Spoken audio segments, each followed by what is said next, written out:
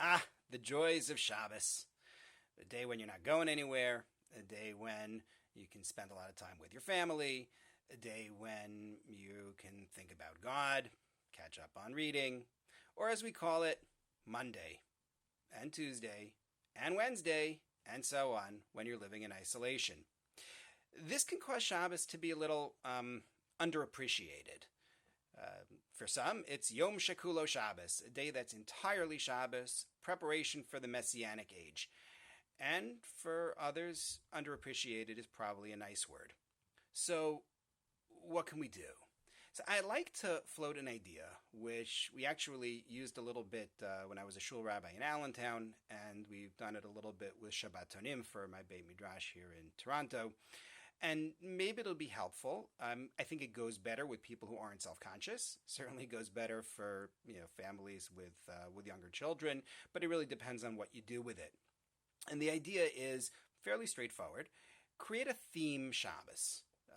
A theme can be something geographic. You can pick, say, Italy. It can be something from history. You could say the 17th century. It could be a number. You could say, well, the Shabbos, this coming Shabbos is going to be number 16. You could take the number 16 as your theme. It could be a date, right? Little late for Yom HaShoah, which is observed tonight, but Yom HaZikaron, Yom HaAtzmaut would certainly be good for next Shabbos. But the idea is to turn the theme into kind of a 360-degree celebration on Shabbos. And it all depends on how enterprising you want to be. So you could, let's say, decorate the house with pictures associated with the theme. You could print out articles in advance of Shabbos to read on Shabbos that relate to the theme. Let's say you're doing Italy, you could take Italian commentators on the weekly Torah portion and learn them on Shabbos. You could take the Sforno and learn Sforno. Articles in general are always good. If you're working with numbers, so instead of, who knows whatever up to 13, you could do a who knows 16. A lot of this obviously does need to be prepared before Shabbos. As the Gemara says, one who prepares before Shabbos will eat on Shabbos. But it can pay off. And speaking of eating, granted we're not going shopping for exotic food items. Nonetheless, maybe you have something in the pantry you can use and touch up the recipes for Shabbos to fit the theme as well. Italian cuisine, 17th century cuisine. Believe it or not, you can find that on the internet.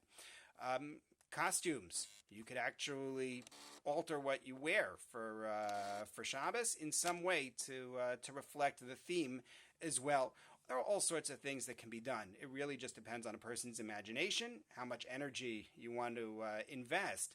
But ultimately, this can help make Shabbos a little more interesting. One of the things that we lose when we don't go to shul, when we don't have random interactions with people, is that kind of energy that things are different.